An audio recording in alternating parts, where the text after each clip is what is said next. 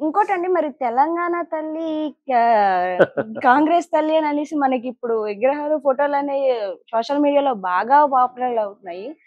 తెలంగాణ తల్లి హ్మ్. చక్కటి ఫోటో. హ్మ్. ఏదో వాళ్ళ కుడి చేసి తీసి నా పొర చెయ్యి అన్నట్టు హ్మ్. వాళ్ళు గత ప్రభుత్వం చేసిన దాన్ని మార్చాలి అని ఒక చిల్లర ఆలోచన తప్పితే హ్మ్. టీఎస్ అని టీజీ అని మార్చారు. ఏంటమ్మా టీఎస్ టీజీ మార్చడం ద్వారా రాష్ట్రానికి జరిగిన ప్రయోజనం ఏంటి? హ్మ్. ఏదో పిచ్చి వాళ్ళు అన్నారు మనం మార్చాలి. ఈ హ్మ్. చిన్న పిల్లలు ఉంటారు కదా! హ్మ్. చిన్న పిల్లల్లాగా చిల్లర పనులు తప్పితే దీంట్లో తెలంగాణ తల్లి, హ్మ్. తెలంగాణ తల్లి అంటే ఎంత అందంగా ఉందో, తెలంగాణ అమ్మ అంటే ఎంత అందంగా ఉంది. హ్మ్. తెలంగాణ తల్లి అనే దాంట్లో ఒక ఘనం ఉంది, ఘనత ఉంది. హ్మ్. తెలంగాణ దేవత, ఆ తల్లి ఒక దేవత రూపంలో ఉంటూ హ్మ్. ఇంకా ఘనత.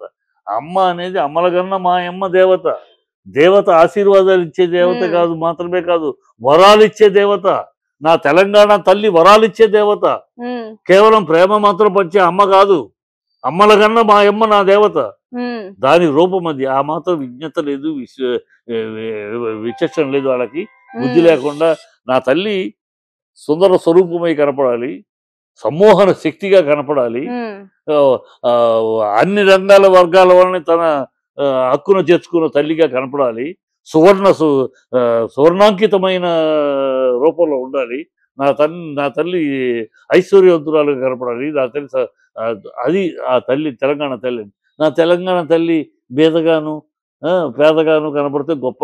హ్మ్. అది ఈ దానికి ప్రజలు హ్మ్.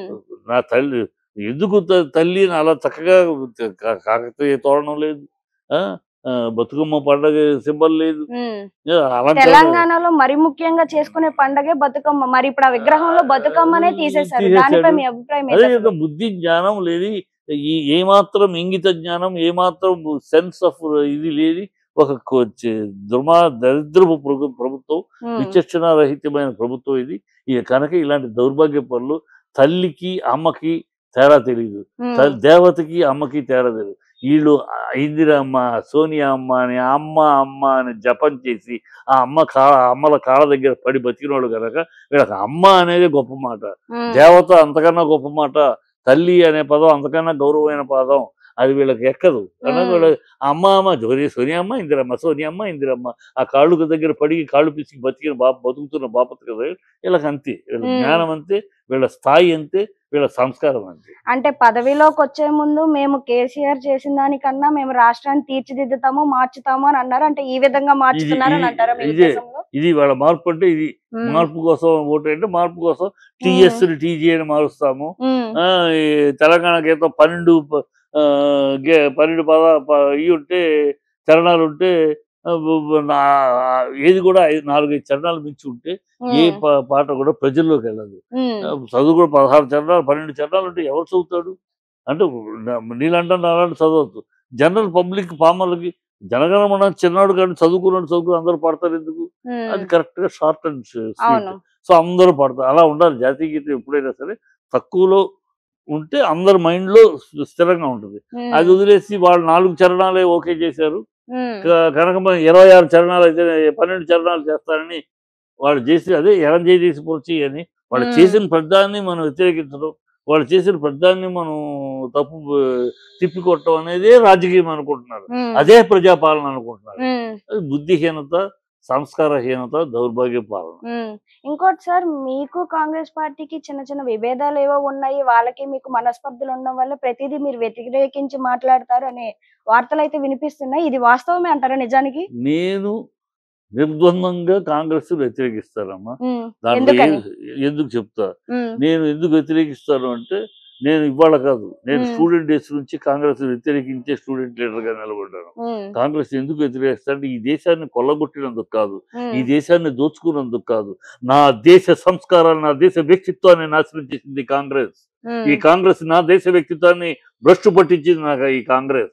అన్ని రంగాల్లోనూ అవినీతిని జొప్పించింది. హ్మ్. నా దే భరత్ మాతాకి జై అనమంటే అది నేను అనను అని అంటే అలాంటి సన్నాసులను కూడా అండ నిలగొచ్చింది ఈ కాంగ్రెస్. నా ముస్లిం సోదరులకి మక్కా వెళ్ళడానికి డబ్బులు ఇచ్చిన ఈ కాంగ్రెస్, క్రిస్టియన్ సోదరులు జెరూసలేంకి వెళ్ళడానికి డబ్బులు ఇస్తున్న ఈ కాంగ్రెస్, నా హిందూ సోదరులకి అత్యధిక జనాభా అయిన హిందూ సోదరులు కాశీకి వెళ్తానంటే డబ్బులు పెట్టబడి 10,000 ఎదురు కట్టమని చెప్తుంది ఈ కాంగ్రెస్. ఇలాగూ మైనారిటీ మైనారిటీ అప్పీస్మెంట్ చేస్తూ ఓట్ల కోసం ఈ దేశంలో ఈ మత విద్వేషాలకు కారకుడైంది కాంగ్రెస్. ఈ నా దేశానికి యుఎన్ఐలో సీట్ ఇస్తా ఉంటే వద్దు, చైనాకి ఇవ్వండి, చైనాకి దారదత్తం చేసిన నెహ్రూ ఈ కాంగ్రెస్. కాశ్మీర్లో చిచ్చు ఇప్పటికీ కాశ్మీర్లో రావణకాష్టలో రగలటానికి కారణం ఈ కాంగ్రెస్. నా దేశంలో అన్ని రకాల అనర్థాలకి, నా దేశంలో అన్ని రకాల అఘాయిత్యాలకి, నా దేశంలో అన్ని రకాల వ్యవస్థలు భ్రష్టుపడటానికి ఈ కారణం కాంగ్రెస్.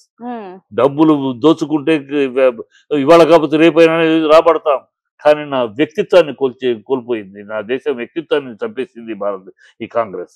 నా దేశ వ్యక్తిత్వాన్ని, ఎస్ నేను భారతీయుణ్ణి అని ఘనంగా చెప్పుకునే వాయిస్ లేకుండా చేసి ఇవాళ కదా కాంగ్రెస్ భూస్థాపితం అయినా కదా ఇవాళ నేను ఇండియన్ గౌరవంగా చెప్పగలుగుతాం. అందుకని కాంగ్రెస్ ఈ దేశాభిమానులు కాదు. కాంగ్రెస్ దొంగ గాంధీలు, దొంగ హిందువులు, దొంగ భారతీయులు. కాంగ్రెస్ భారతీయులే కాదు, వాళ్ళ నెహ్రూ ఫ్యామిలీ భారతీయులే కాదు. ఆఫ్ఘనిస్తాన్ నుంచి వచ్చిన ఆహే ఖాన్ అనే అతని తమ్ముడైన వాడు గంగాధర్ అనే పేరు మార్చుకుని కాశ్మీర్ దగ్గర నెహ్రా అనే కాలువ దగ్గర కాపురం పెట్టి నెహ్రూలుగా మారి దొంగ గాంధీలు. నెహ్రూ మోతీలాలకు పుట్టాడా? నెహ్రూ మోతీలాలకు పుట్ల. మోతీలాల్ పెళ్లి చేసుకున్న ఒక లేడీ, ఆల్రెడీ మోతీలాల్ ఎవరి దగ్గర అయితే పనిచేస్తున్నాడో లాయర్గా, అసిస్టెంట్గా, ఆ సీనియర్ లాయర్ చనిపోతే ఆయన రెండో భార్య అయిన అతన్ని మోతీలాల్ పెళ్లి చేసుకున్నాడు. ఆవిడ డబ్బున్నవాడు, సౌందర్యవతి, ఆవిడ పెళ్లి చేసుకున్నాడు. అప్పటికే ఆవిడకి నెహ్రూ ఉన్నాడు. మోతీలాల్ నెహ్రూ బిడ్డ కాదు, పెళ్లి చేసుకున్నాడు కదా, బిడ్డగా అంగీకరించాడు. ఇందిరాగాంధీ ఎవరు పెళ్లి చేసుకుంది? ఫిరోజ్ ఖాన్. ఫిరోజ్ ఖాన్ కి ఇందిరా ప్రియదర్శి. గాంధీ ఎక్కడిది? ఇందిరా ప్రియదర్శి. ఫిరోజ్ ఖాన్ కి ఇందిరాకి పుట్టిన వాళ్ళు గాంధీలు ఎట్లా అవుతారు? గాంధీలు అంటారు. ఫిరోజ్ ఖాన్ ఒక ముస్లిం, ఆఫ్ఘనిస్తాన్ ముస్లిం, పార్సీ. అతనికి పుట్టినవాడు గాంధీలు అవుతారా?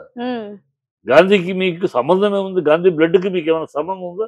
జనాల్ని మోసం చేసి, వంచన చేసి గాంధీని దేవుళ్ళ చూస్తున్నారు కనుక ఈ దేశంలో మీకు గాంధీలను తగిలించుకుని దొంగ గాంధీలుగా ఈ దేశాన్ని ఏలేరు. దౌర్భాగ్యం. అందుకని కాంగ్రెస్ వ్యతిరేకిస్తారు. కాంగ్రెస్ నా దేశ ప్రజల వ్యక్తిత్వాన్ని చంపేసింది. After all India, bloody India అనిపించింది ఈ కాంగ్రెస్ వాళ్ళ పాలనలో. వీళ్ళకి ఏనాడు దేశాన్ని దేశ సంస్కృతిని ప్రేమించరు, దేశాన్ని ప్రేమించరు, ఈ అత్యధిక ప్రజానీకాన్ని ప్రేమించరు. వీళ్ళు పాకిస్తాన్ గులాములు, చైనాకి సలాములు, వీళ్ళ బతుకులయ్యి. అందుకనే కాంగ్రెస్ వ్యతిరేకిస్తారు. ఏనాటికి కాంగ్రెస్ ఏ విదేశీ బెనిసెంట్ తోటి ప్రారంభించబడింది, బెసెంట్ అనేతోటి ప్రారంభించబడిన పార్టీ, అదే విదేశీ తోటి చాప్టర్ క్లోజ్. అంటే వీళ్ళు భారతీయులకు పుట్టలేదు, వీళ్ళు భారతదేశానికి చెందిన వాళ్ళు కాదు, కాబట్టి భారతదేశాన్ని ఎలాగైనా నాశనం చేయాలని కంకణం కట్టుకున్నారని అంటారా? ఎస్, నాశనం చేయాలి. వీళ్ళకి భారతదేశం నాశనమైనా పర్వాలేదు, వీళ్ళు నాశనం చేయాలి పర్వాలేదు. అందుకనే వీళ్ళు దేశద్రోహులతో ఇవాళ చూడరాదు రాహుల్ గాంధీ. ఆ సిరోస్ అనేవాడు భారతదేశాన్ని వ్యతిరేకించే ఒక పెద్ద పారిశ్రామికత, పెద్దవాడు. ఒక 1000 కోట్లు పెట్టి ఇది నడుపుతున్నాడు, జర్నలిజం ఇది మీడియా నడుపుతున్నాడు. వాడు నిరంతరం భారతదేశం మీద విషయం కక్కుతూ ఉంటాడు, నిరంతరం ఆదాని మీద విషయం కక్కుతూ ఉంటాడు. వాడికి ఈ దేశం నుంచి ఒక పారిశ్రామికత ప్రపంచవ్యాప్తంగా ఎదగటం వాడికి నచ్చదు. ఈ భారతదేశం చైనాని దాటుకుని వెళ్ళడానికి వాడికి నచ్చదు. దౌర్భాగ్యులు. అలాంటి వాడిని పక్కన పెట్టుకుని జోడో యాత్ర తిరిగాడు రాహుల్ గాంధీ. ఈ దేశానికి ఎవరు ద్రోహులు, ఈ దేశాన్ని ఎవరు వంచిస్తారో, ఈ దేశానికి ఎవరు విషం కక్కుతారో వాళ్ళు రాహుల్ గాంధీకి మిత్రులు, కాంగ్రెస్ మిత్రులు. వీళ్ళని దేశ ద్రోహులు అనక ఏమనాలి, యాంటీ ఇండియన్స్ అనక ఏమనాలి? వీళ్ళు ఎందుకు అలా వస్తారు? వీళ్ళు ఇక్కడ పుట్టలా, ఈ గడ్డ మీద పుట్టలా. వీళ్ళ పూర్వీకులు, వీళ్ళ గడ్డం, వీళ్ళ బ్లడ్, వీళ్ళ గడ్డం ఈ భారతదేశాన్ని కాదు, ఆఫ్ఘనిస్తాన్ మూలం వీళ్ళది. వీళ్ళ అందుకనే నెహ్రూ తన మిడ్ నైట్ దీంట్లో రాశాడు, I'm by birth I'm Muslim, by passion I'm western, by accident I'm Hindu అన్నాడు. ఆయన నిజం ఒప్పుకున్నాడు. వీళ్ళ దౌర్భాగ్యులు. అత్యధిక మెజారిటీ ఉన్న హిందువుల మీద హిందువులు టెర్రరిస్ట్ అంటాడు, హిందూ దేవుళ్ళని అవమానిస్తాడు, శివుడు సిగరెట్ తాగినట్టు చూపిస్తాడు. ఏ బుద్ధి లేని అది సాగుతుంది మన దేశంలో. ఈ కాంగ్రెస్ వల్ల సాగింది అన్నాడు, ఇప్పుడు ఆగింది కానీ సాగింది. 45 గంటలు తప్పుకుంటే పోలీసు తప్పుకుంటే, 24 గంటలు పోలీసు తప్పుకుంటే ఒక్క హిందువు లేకుండా చేస్తాను ఓల్డ్ సిటీలో అని వాడు అసదుద్దీన్ అంటాడు. అది విని మనం ఊరుకుంటాం. ఇది మన దేశం. ఈ కాంగ్రెస్ చేసే దౌర్భాగ్యం వల్ల అలా తయారైంది. ఇవాళ కదా ఒక్కొక్కటి నోరు మూస్తున్నారు మోడీ వచ్చినాక.